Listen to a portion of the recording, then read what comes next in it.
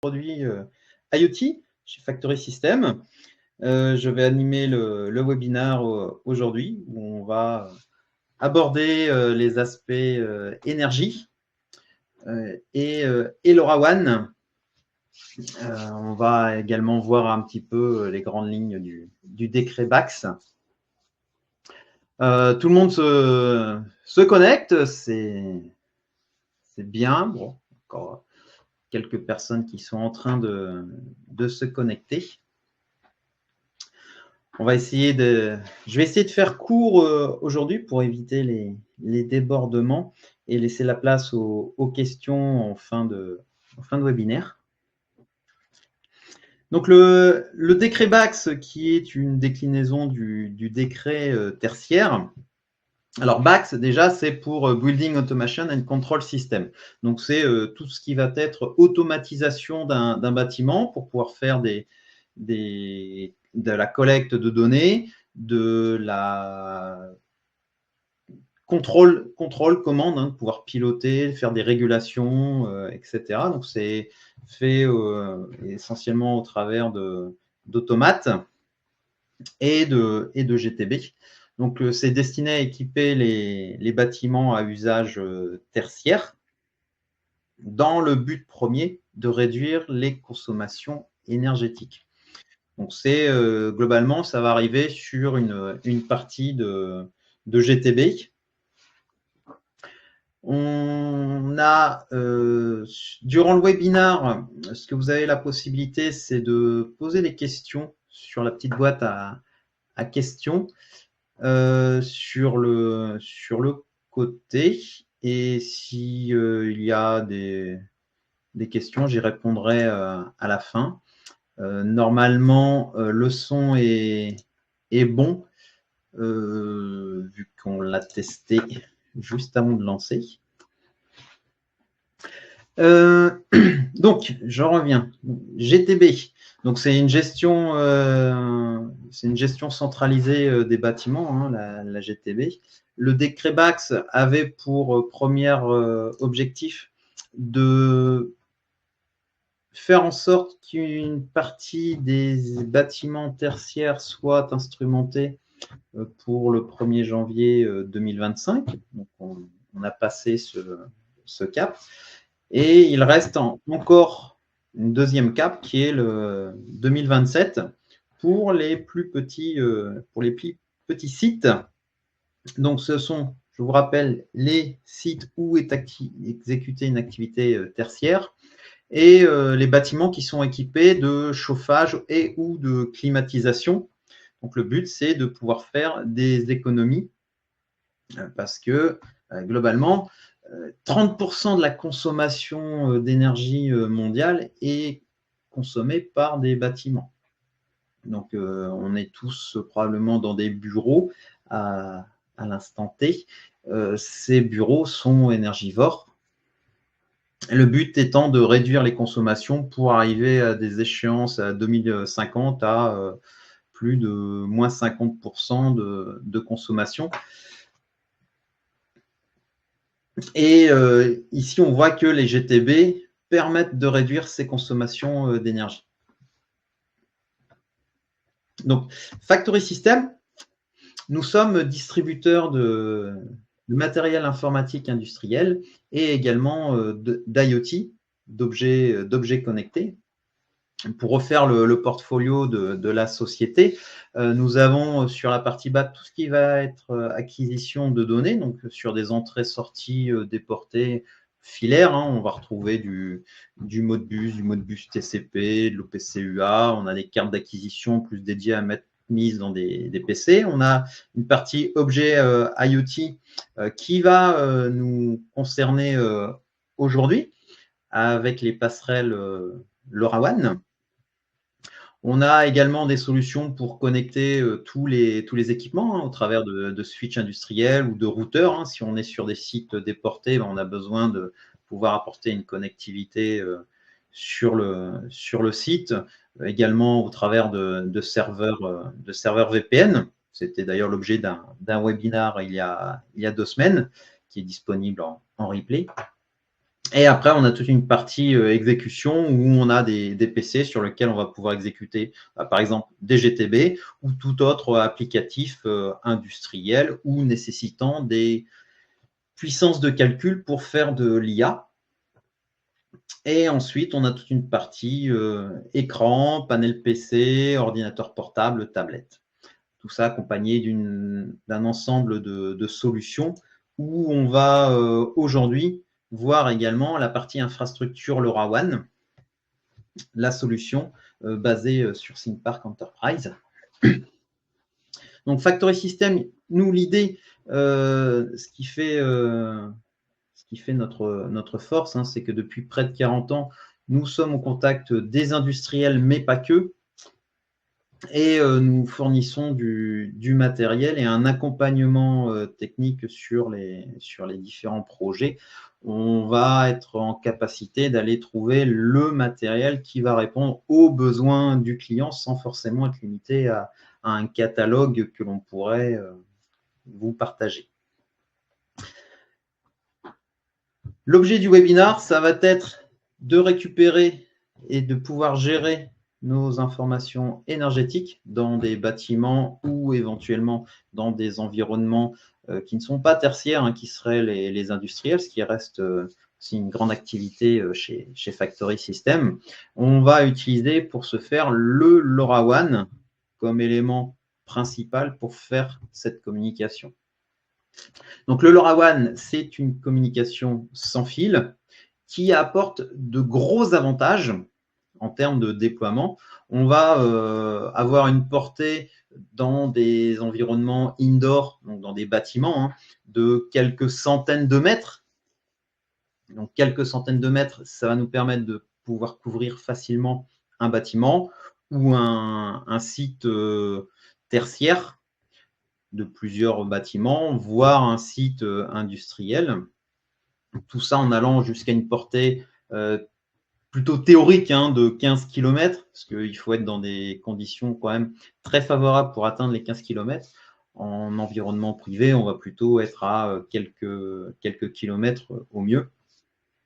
Le LoRaWAN permet d'avoir des équipements qui vont fonctionner sur pile, donc pour pouvoir récupérer des informations sans avoir besoin d'être connecté à des fils, et ce, sur des autonomies qui peuvent aller jusqu'à 10 ans, voire dépasser. Ça va dépendre des produits. Le LoRaWAN a aussi le gros avantage d'être un protocole qui est ouvert. C'est une norme, c'est un protocole, et tous les fabricants qui souhaitent peuvent implémenter ce protocole dans leurs produits.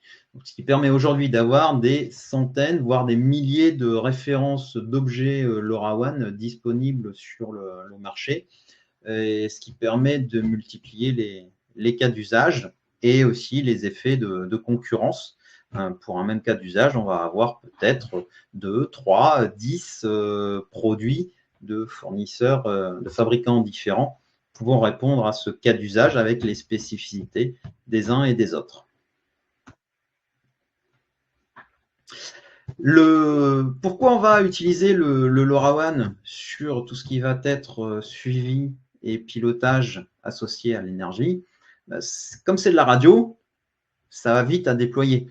On peut facilement installer une gateway dans un bâtiment. Ça reste une petite boîte, hein, comme un switch, qu'on va pouvoir déployer en indoor dans une partie du site ou éventuellement en outdoor en toiture. Et d'ailleurs, problème dans mes slides.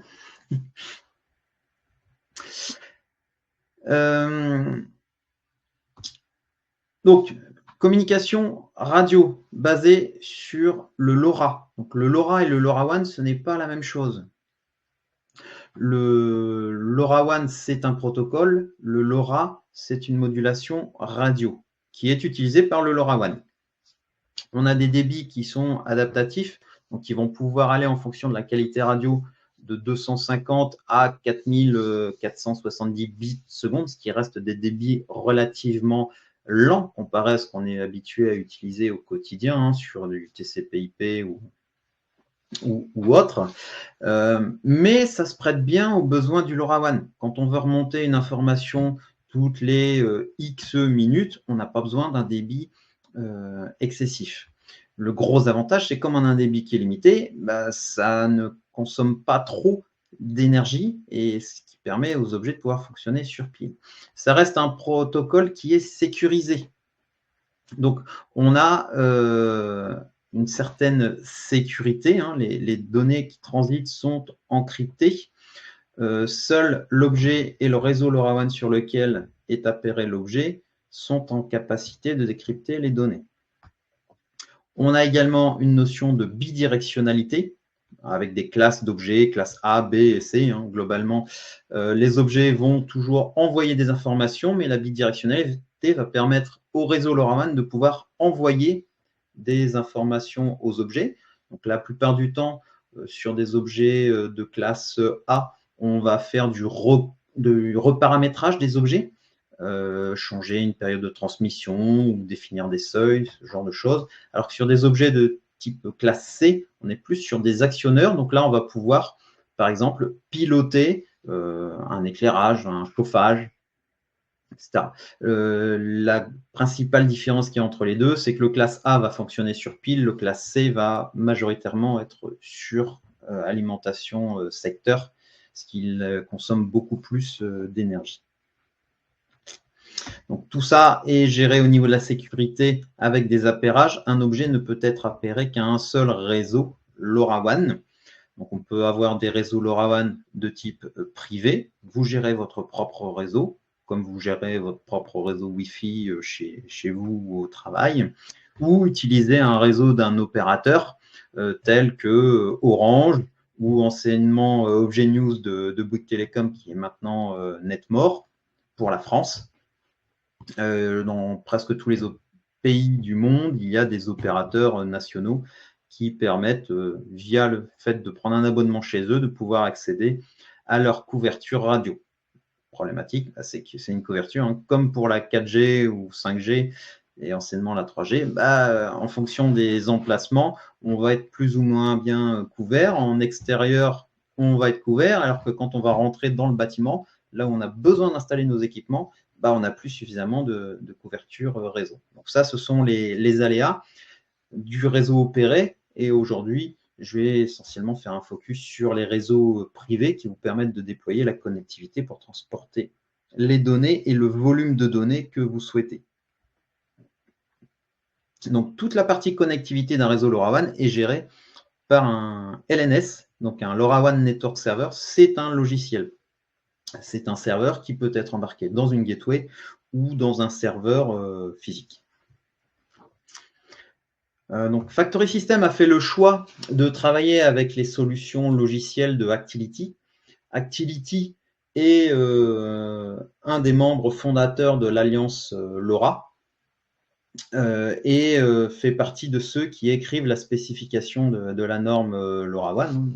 Si on regarde ici, en 2015, donc il y a 10 ans, à la création de l'alliance LoRa, IBM, Semtech et Actility étaient les trois qui ont créé et lancé la techno pour arriver au LoRaWAN, qui est aujourd'hui utilisé par des dizaines, voire centaines d'entreprises aujourd'hui. Tout ça permet à Actility d'avoir la meilleure implémentation qui soit des produits et de pouvoir aussi être le premier qui implémente des nouvelles fonctionnalités. Le LoRaWAN, c'est un protocole qui évolue. Tous les ans, il y a des évolutions dans le protocole, dans les fonctionnalités. Et si on n'a pas un produit qui sait évoluer d'un point de vue logiciel, on peut être bloqué à un moment parce qu'on va avoir des fabricants qui vont sortir des produits avec des nouvelles fonctionnalités en matériel, en capteur, et on n'aura pas le réseau LoRaWAN qui va permettre de supporter ces fonctionnalités. Par exemple, la dernière fonctionnalité qui est sortie, c'est le fait d'avoir des relais LoRaWAN, donc des répéteurs qui ne sont pas des gateways LoRaWAN. Ça fait partie des dernières évolutions du LoRaWAN. Aujourd'hui, Actility le supporte, mais il n'y a quasiment aucun produit qui ne sait l'implémenter. Par contre, quand les produits commenceront à l'implémenter, on pourra l'utiliser sur les réseaux Actility, ce qui ne sera pas le cas des autres logiciels open source utilisés dans les gateways des divers fabricants de matériel. L'idée, c'est pas de vous faire une formation sur le LoRaWAN. On a un certain nombre de webinaires qui ont été réalisés ces dernières années sur le LoRaWAN, comment on l'implémente, quelles sont les solutions que nous avons. Donc ça, je vous invite à vous connecter sur notre site web pour accéder aux différents replays qui sont à votre disposition. Ici, je vais faire un focus relativement rapide sur les solutions que l'on propose au niveau de Factory System. Pour le cas d'usage qui nous intéresse, qui est plus pour faire une connectivité de GTB. On a la gateway autonome, la ThinkPark Enterprise All-in-One, que l'on surnomme en abréviation TAO. Donc ça, c'est un logiciel Actility qui est embarqué dans une gateway de manière autonome. Donc la gateway fait son travail à elle toute seule et on peut connecter jusqu'à 4 gateways esclaves pour étendre le réseau. C'est pratique pour faire des tests, c'est pratique pour faire un site local, mais ça a des limitations qui sont couvertes par d'autres produits, dont ThinkPark Enterprise en version normale. Le gros avantage de TAO, c'est qu'il y a tout ce qu'il faut dedans pour pouvoir démarrer un projet avec une connectivité sans faille. On a des drivers qui sont intégrés dans le logiciel. Donc, on a la partie décodage des objets LoRaWAN qui est gérée nativement. Toutes les fonctionnalités de base du LoRaWAN sont là. Et on a de la connectivité qui va nous permettre de répondre à des cas d'usage qui nous intéressent ici, notamment avec une connexion en BACnet ou en Modbus, ce qui fait qu'on va prendre un objet LoRaWAN lambda et on va pouvoir réussir à mettre ces données, exposer ces données en BACnet ou en Modbus à une GTB lambda qui sera capable de supporter les protocoles Modbus ou BACnet, par exemple. Donc, ça permet de connecter deux mondes qui ne sont pas forcément faits pour s'entendre au départ et d'avoir un fonctionnement qui soit optimal en local. On va pouvoir avoir une GTB, alors Aveva par exemple, comme fournisseur de GTB, ou avec une gateway, on va pouvoir instrumenter tout un bâtiment rien qu'avec une seule gateway. On a des interfaces sur TAO qui sont le BACnet, le Modbus, on a le MQTT qui reste un classique dans l'environnement LoRaWAN et IoT, pas forcément classique dans l'environnement des GTB. On a aussi la possibilité de passer les informations en HTTP, HTTPS pour l'envoyer une GTB qui peut également être une GTB dans le cloud, en SaaS où il y a une collecte de données qui est faite sur le site et toute l'exploitation est faite dans le SaaS. Ça permet de faire des économies d'énergie encore plus sur chaque site. L'interface de TAO est relativement simple. On a des informations de statut, savoir si la gateway est connectée, depuis combien de temps elle est là. On peut activer des connecteurs BACnet, Modbus, vérifier si Node-RED fonctionne, si toutes les fonctionnalités, voilà, en un coup d'œil, on voit si la gateway est en fonctionnement normal. Et au niveau des capteurs, on va pouvoir vérifier les statistiques des capteurs et voir les historiques de communication de nos différents capteurs de manière très, très simple pour un budget relativement modique. Si on a besoin d'avoir un plus gros serveur pour un plus grand niveau de service, par exemple gérer des sites qui seraient répartis sur le territoire français, on aurait besoin de gérer beaucoup plus de gateways. d'avoir besoin de plus de sécurité, de plus de redondance, à ce moment-là, on pourrait passer sur ThinkPark Enterprise, qui est la version complète du produit, qui est dédiée à des usages au niveau entreprise, où on va pouvoir gérer du multisite avec une ou plusieurs gateways par site, ce qui permet d'avoir de la redondance. Seuls les réseaux LoRaWAN multi-gateway avec un serveur centralisé permettent d'avoir de la redondance. Si j'ai cette gateway qui tombe en panne, cette gateway est en capacité de recevoir les trames et de les renvoyer au serveur. Si j'ai une intelligence qui est embarquée dans cette gateway-là, si ma gateway tombe en panne, j'ai plus de réseau. J'ai plus aucune donnée, aucune continuité de service. Quand une gateway, ça tombe relativement rarement en panne, mais ça arrive que ça tombe en panne, mais des fois, il y a des problématiques de connectivité, des problématiques d'alimentation. Quelle que soit l'origine, le comportement, le résultat est le même. Donc, ThinkPark Enterprise, que l'on appelle TPE, est disponible en on-premise, c'est-à-dire installé sur site sous forme d'une appliance, machine physique ou machine virtuelle, ou est disponible en SaaS. Vous prenez une souscription au SaaS et vous pouvez connecter votre gateway au SaaS de manière sécurisée. Donc, c'est un serveur LoRaWAN professionnel qui est centralisé. Professionnel, pour information, ThinkPark Enterprise est une simplification du produit ThinkPark Wireless qui est utilisé par les opérateurs télécoms tels que Orange en France. Donc, c'est dédié à gérer des volumétries significatives d'objets, mais ça sait gérer aussi des petits sites avec 2 gateways et quelques dizaines d'objets. Il y a un grand nombre de gateways qui sont compatibles avec ThinkPark Enterprise. Là encore, c'est du logiciel, on est purement sur du soft. Le matériel, on va choisir le matériel en fonction des contraintes que l'on a ou des affinités que l'on a. Donc, Factory System fournit certains types de gateways. Pas tous les types de gateways compatibles, ça n'a pas d'intérêt.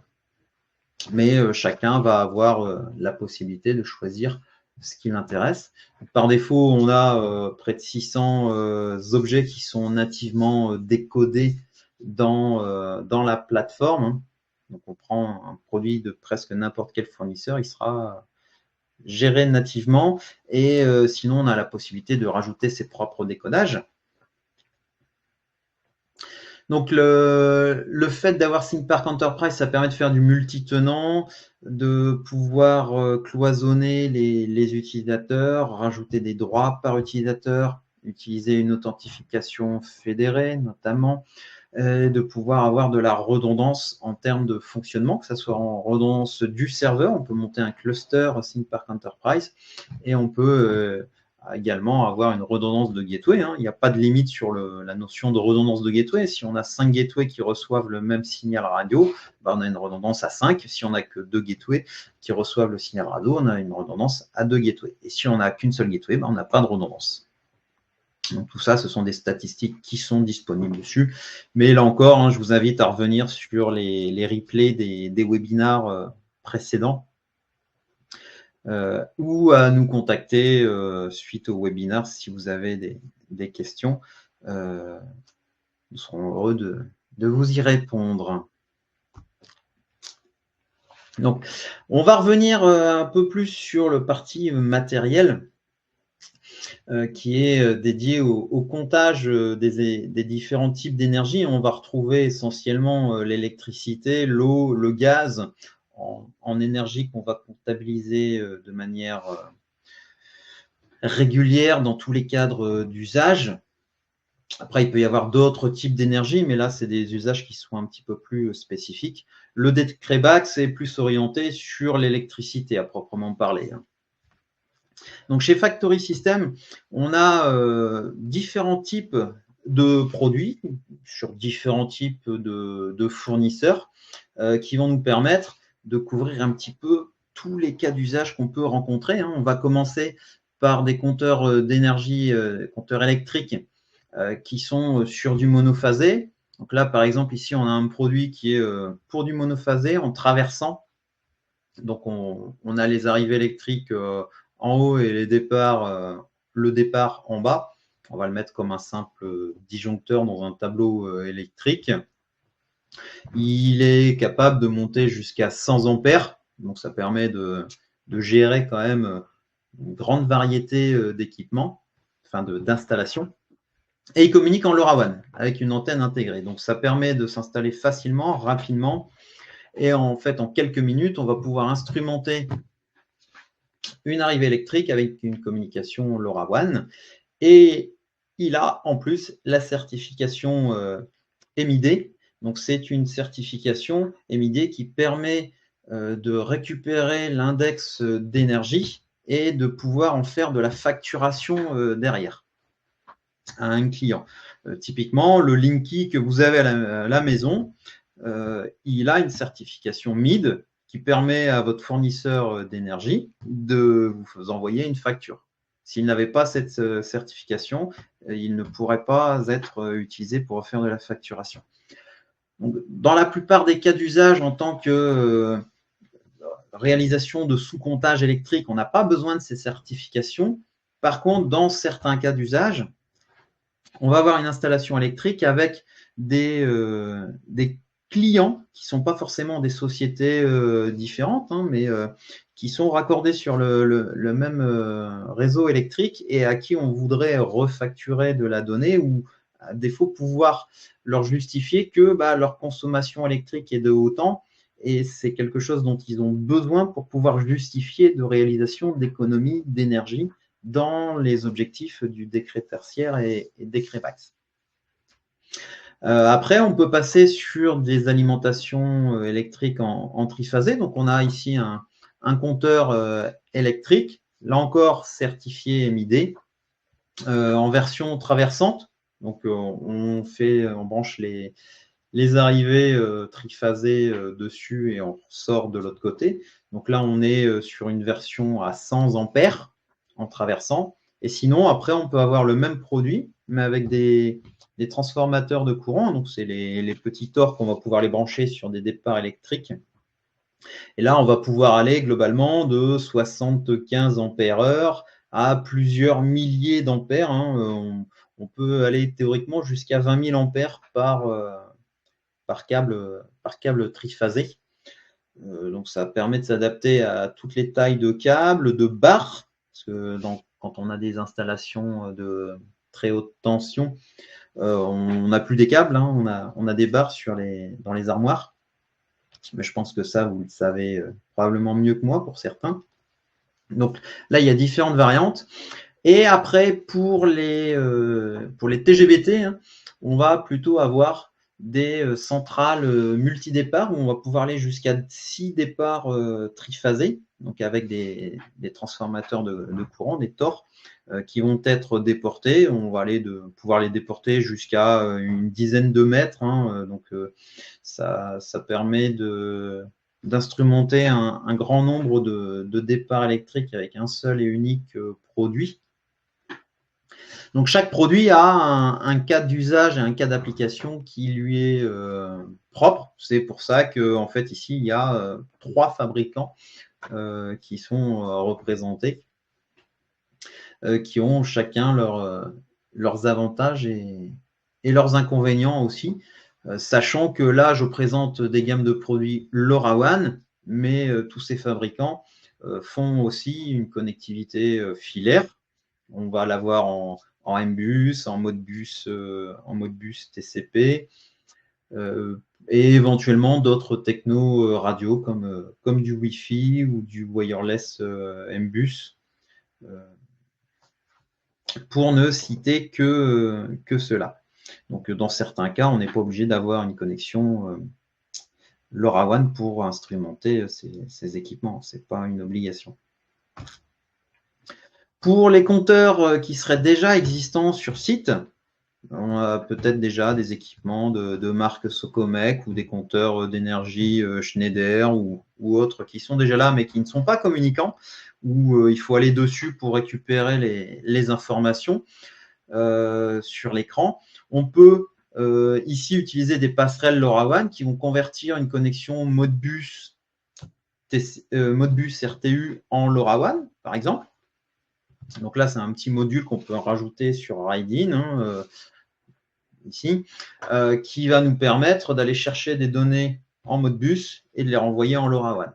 On a un autre produit d'un autre fabricant ici qui permet de faire la même chose, mais avec du Modbus TCP. On va aller chercher des données dans un équipement Modbus TCP, un compteur, un compteur d'énergie lambda, récupérer les informations qui nous intéressent et les renvoyer en LoRaWAN.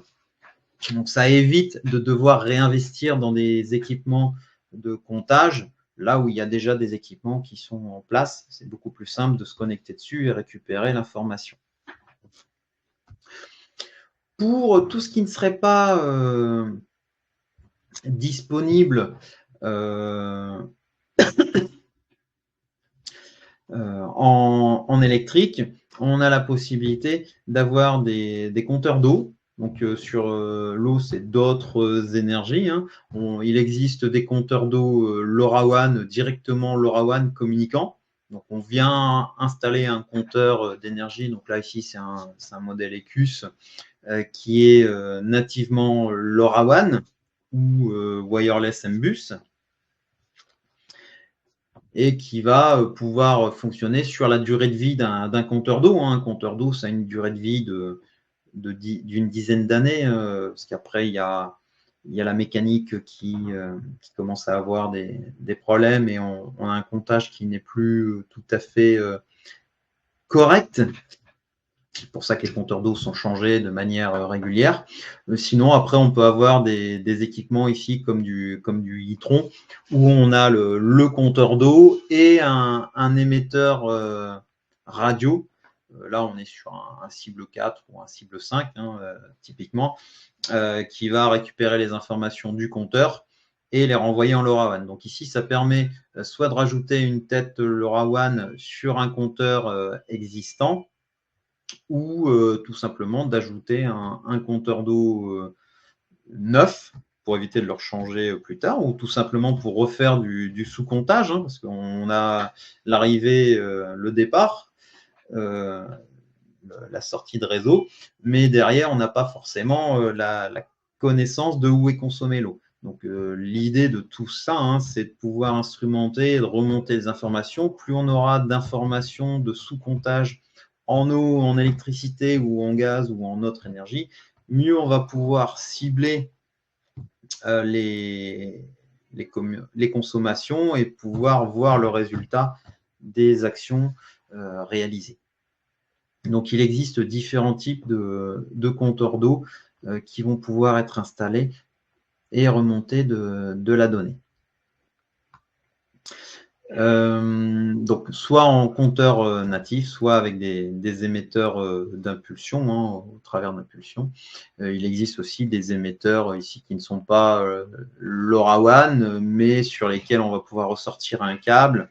Et ce câble, on pourra le brancher sur un objet comme celui-ci, hein, comme le MR4, là où on peut mettre jusqu'à 4 entrées impulsionnelles dessus. Donc, aller récupérer 4 compteurs via un seul et unique boîtier radio qui aura une autonomie de quelques années. Ça, c'est variable en fonction de la fréquence de remontée des informations. Mais il va aussi avoir l'avantage, quand on a le compteur d'eau qui est au fond d'un puiseur à 1 mètre, 2 mètres, sous une dalle de béton, etc., où on a un problème de transmission radio, le fait d'avoir un transmetteur radio déporté, on va pouvoir le rapprocher de la surface ou aller le mettre à un endroit où ça capte mieux le réseau. Donc, ce n'est pas forcément toujours une bonne idée d'avoir le tout en un, d'avoir le compteur communicant. C'est plus facile, mais ce n'est pas là où on a les meilleures performances radio et donc la meilleure couverture. Donc, on a aussi des objets comme celui-ci, hein, sur Raidin, où on va pouvoir remonter jusqu'à 16 entrées tout ou rien. Donc, pour faire des remontées d'événements, faire du comptage, et on le verra plus tard, on a aussi des versions avec plusieurs sorties, donc pour pouvoir les piloter du chauffage, démarrer un chauffe-eau en fonction d'un planning ou différentes choses. On a des objets qui sont dédiés pour le comptage gaz, hein. Quand on va aller se connecter sur un compteur gaz qui est en limite de propriété, le coffret gaz est une zone ATEX zone 1. Donc ça, c'est une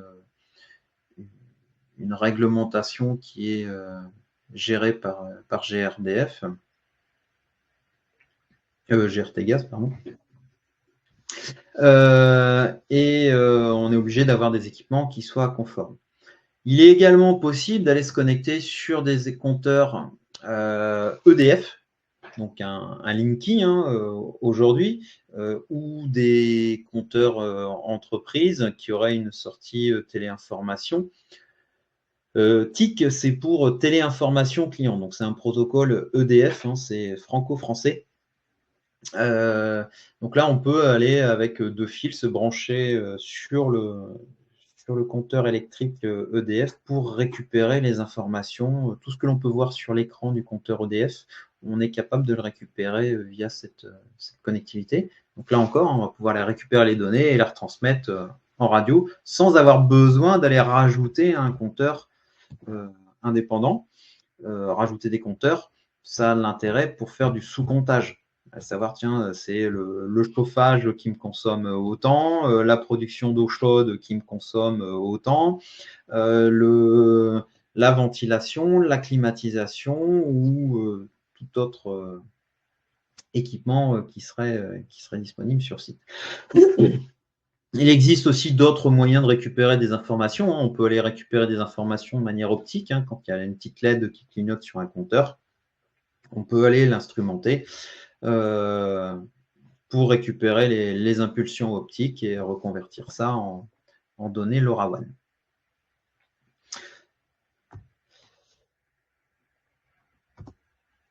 Ce qui est utile aussi pour corréler les informations, c'est pas le tout d'avoir une consommation d'eau, d'électricité ou de gaz. Il faut aussi voir la pertinence de ces consommations vis-à-vis de l'environnement. Avoir un chauffage qui consomme de l'énergie alors qu'on est sur des températures ambiantes qui sont satisfaisantes, où on va se retrouver à surchauffer, chauffer à 23-24 degrés alors que c'est pas ce qu'on attend. C'est pas comme ça qu'on va faire des économies d'énergie. Et dans le pire des cas, on est même en train de chauffer des bâtiments ou des bureaux où il n'y a personne dedans. Donc, il n'y a pas de nécessité de consommer de l'énergie pour chauffer dans le vide des bureaux ou logements. Donc, pour ça, on va pouvoir utiliser des équipements sur pile, hein, comme des capteurs de température, capteurs de température humidité. Donc, comme c'est sur pile, c'est facile, hein, on vient les mettre avec un double face au mur où on met 2 vis pour les fixer au mur. On va pouvoir remonter toutes les X minutes les informations de température et d'humidité dans les pièces, les bâtiments. Ça fonctionne aussi dans des entrepôts, hein, ou stockage matières premières, produits finis, etc. Et on peut aussi avoir des versions de produits où on a aussi une mesure de CO2, COV. Donc ça, c'est plus pour des emplacements où on va avoir des salles de réunion ou de l'accueil de public pour vérifier que la qualité d'air est conforme et qu'il n'y a pas une problématique de renouvellement d'air. Donc là, sur ce genre de produit, on va avoir des petits voyants qui vont être en capacité d'alerter visuellement les occupants si on a un dépassement de seuil, donc seuil qui peut être configuré dans les produits. Et là encore, on est capable de remonter ces informations dans une GTB, une supervision lambda ou une plateforme, hein, qui sert de GTB. Donc, on va allier le nécessaire a l'utile, parce qu'on a nécessité de remonter les informations pour pouvoir optimiser sa consommation. Mais si en même temps, je peux remonter des informations environnementales tierces, bah, j'ai un produit qui fait les deux en un. Donc tout ça, c'est pour ce qui est qualité d'air, contrôle de l'air. On a ensuite la possibilité de remonter des informations sur tout ce qui va être chauffage, production d'eau chaude. Donc ECS, c'est pour eau chaude sanitaire, ce qui sert pour les salles de bain, les douches, etc. Donc là, on a des équipements qui vont pouvoir remonter des températures avec des PT100 ou PT1000 qu'on va pouvoir venir mettre en contact, soit dans les plongeurs de chauffe-eau, de chaudière, dans les doigts de gants, soit aussi sur des départs et des retours de chauffage pour remonter les températures de départ et de retour, vérifier si on est sur ce que l'on attend, sans forcément pouvoir se connecter sur les outils de régulation. Une chaudière, on n'a pas forcément la possibilité de récupérer ces données. Donc ça, c'est des équipements qu'on va pouvoir installer sur le terrain pour collecter des données et les remonter. Là encore, ça fonctionne sur pile, donc ça s'installe en quelques minutes. Il n'y a pas de tirage de câble nécessaire. Et on a une remontée de données qui peut être faite toutes les X minutes. Alors, X minutes, c'est proportionnel aussi à la durée de vie que l'on veut. Si on remonte les données toutes les 30 secondes, il ne faut pas espérer avoir une autonomie de 10 ans. Une autonomie de 10 ans, ça va être sur une remontée de données toutes les 30 minutes ou toutes les heures. Ça aussi, le LoRaWAN, on est sur de la radio, plus on communique souvent, plus on consomme, donc moins longtemps est l'autonomie. Il faut faire attention entre les autonomies maximales et les autonomies réelles en fonction des cas d'usage que l'on a. On peut également avoir besoin d'objets type des capteurs d'ouverture de portes ou de fenêtres pour savoir s'il y a des portes qui sont fermées ou ouvertes. Ça a un impact aussi sur la gestion de chauffage ou expliquer des comportements de chauffage. Et on a ensuite des objets qui vont nous permettre de faire la détection de personnes. Donc là, par exemple, on a un capteur d'occupation qui se met au plafond, qui va être utile pour gérer une salle de réunion, par exemple, ou un open space où on va savoir s'il y a quelqu'un dans la salle ou pas. On a une information qui remonte régulièrement ou sur événement quand quelqu'un est présent. On a également des capteurs multifonctions, comme celui-ci, le Move, qui lui fait température, humidité, luminosité, capteur de mouvement et capteur de bruit. Donc là, on est sur un concentré de technologie, un joli petit combo qui, quand c'est mis dans des bureaux, va par exemple permettre de savoir avec la température, enfin avec la luminosité, le fait qu'il y ait eu des mouvements ou un niveau de bruit supérieur à la normale, savoir s'il y a quelqu'un qui est présent ou pas. Et donc, derrière, on va pouvoir adapter le chauffage à la présence effective d'une personne ou pas. Si à 10 h du matin, il n'y a personne dans le bureau alors que les personnes sont censées commencer à 8 h ou 9 h, ça ne sert à rien de faire fonctionner le chauffage jusqu'à 17 ou 18 h. Il n'y a personne. Et s'il y a quelqu'un qui vient, à ce moment-là, on aura l'information et on pourra lancer le chauffage en mode confort. Après, il existe des capteurs avec des technologies un petit peu plus poussées, comme la thermopile. Donc là, c'est un capteur qu'on peut mettre sous un bureau qui va pouvoir détecter la chaleur corporelle à 1 mètre, 1,50 m de portée. Pour pouvoir déterminer avec précision globalement si une personne est à un bureau ou pas et pouvoir déterminer derrière, faire des règles dans la GTB pour le pilotage. Donc le plus compliqué, c'est de collecter des données qui vont permettre d'optimiser toute cette gestion d'énergie. L'optimisation, on va le faire en pilotant des équipements derrière. Donc derrière, ce qu'il faut, c'est réussir à optimiser le chauffage, la climatisation, les éclairages, etc., en fonction de la nécessité et de l'usage qui est nécessaire derrière.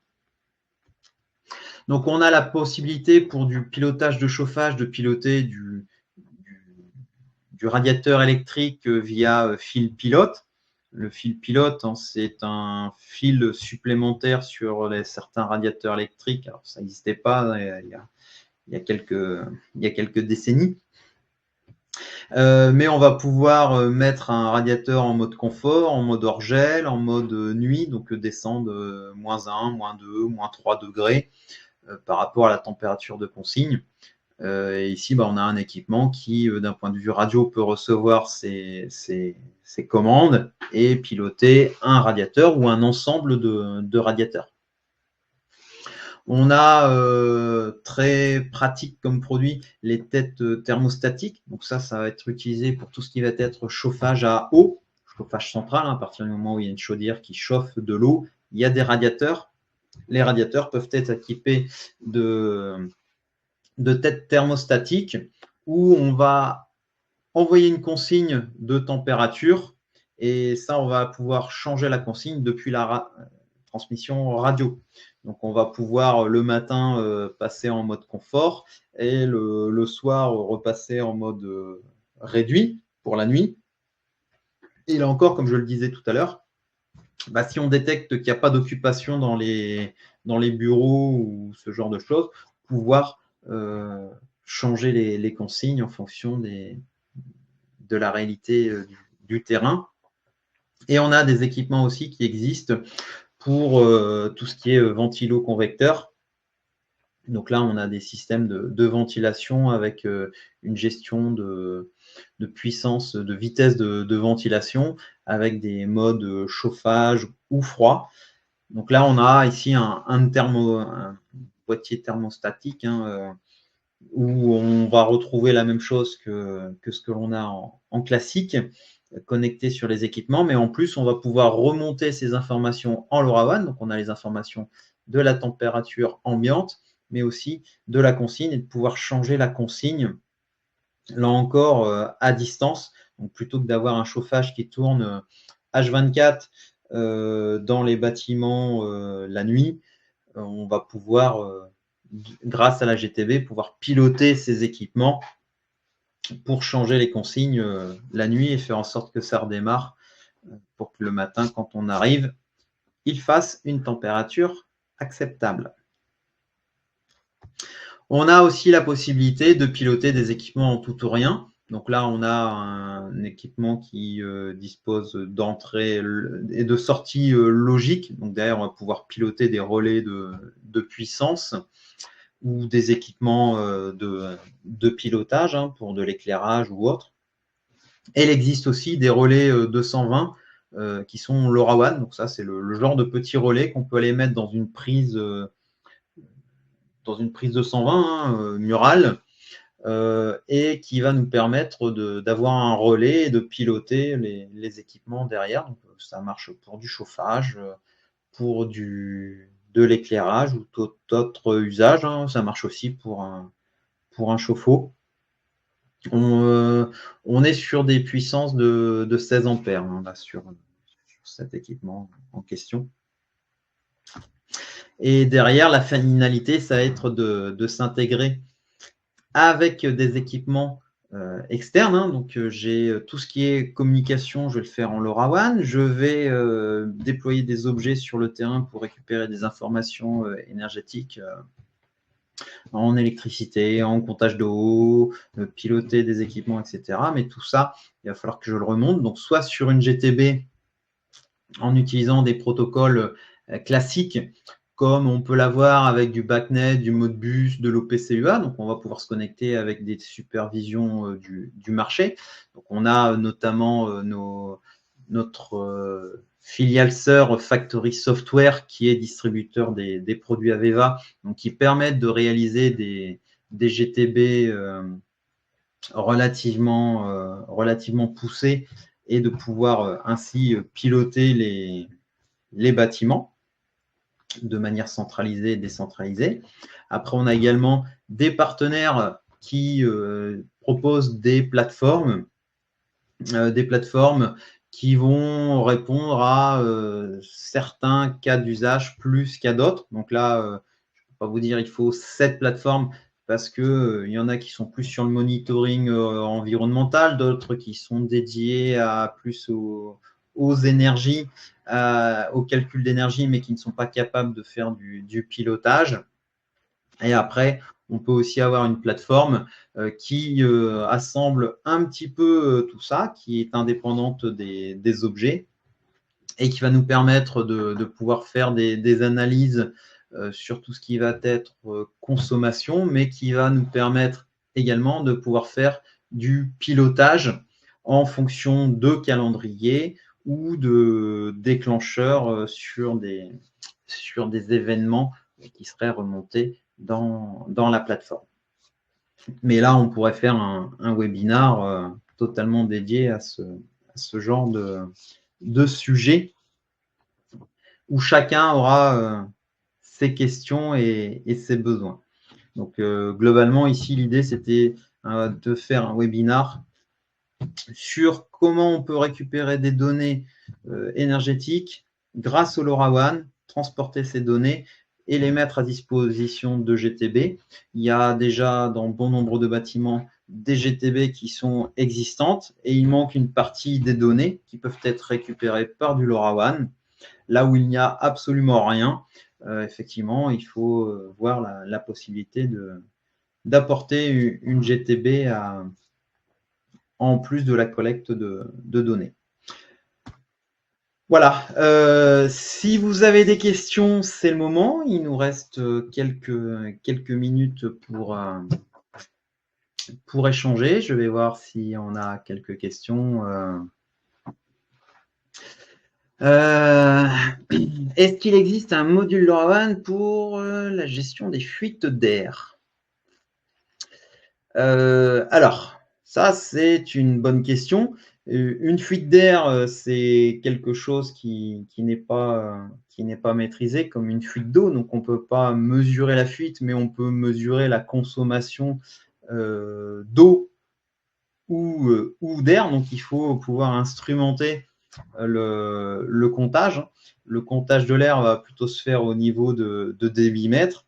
Là, c'est du matériel qui est spécifique. Donc, en général, ce que l'on fait sur tout ce qui est air comprimé, c'est qu'on va utiliser du matériel, on va dire, plomberie qui va bien et on va récupérer les informations génération de pulse la plupart du temps ou d'informations 420 mA pour les reconvertir sur du LoRaWAN pour transmettre ces informations. Mais effectivement, l'air comprimé peut être un gros consommateur d'énergie dans des sites industriels. Une autre manière indirecte de détecter une fuite d'air, alors c'est vraiment indirect, hein, mais c'est de mettre un compteur électrique sur le compresseur. Ça, on peut mesurer la compression, enfin la consommation, le fonctionnement du compresseur. Un compresseur qui, quand il n'y a pas de fabrication ou de consommation supposée d'air, fonctionne de manière régulière pour recharger, remettre en pression le circuit, c'est qu'il y a des notions de fuite d'air. Après, pour faire la localisation de fuite d'air, ça, c'est un autre métier. Hein. On va plutôt le faire avec de la détection sonore sur le site. Est-ce qu'il y a d'autres questions? Non, il n'y a pas d'autres questions. Donc, le webinaire est enregistré. Il y aura un replay qui sera disponible. Vous recevrez un mail avec le lien vers le replay. S'il n'y a pas d'autres questions, on va pouvoir en rester là. Et si vous le souhaitez, vous êtes les bienvenus dans notre Technoroom à Bailly-Romainvilliers. Ça peut être pour vous l'occasion de faire une petite balade, une petite sortie à Disney et de passer nous voir, où vous pourrez tester nos différentes solutions et voir les différents produits que Factory System propose. Sur ce, je vous remercie de vous être connecté à ce webinaire et je vous souhaite une bonne fin de journée.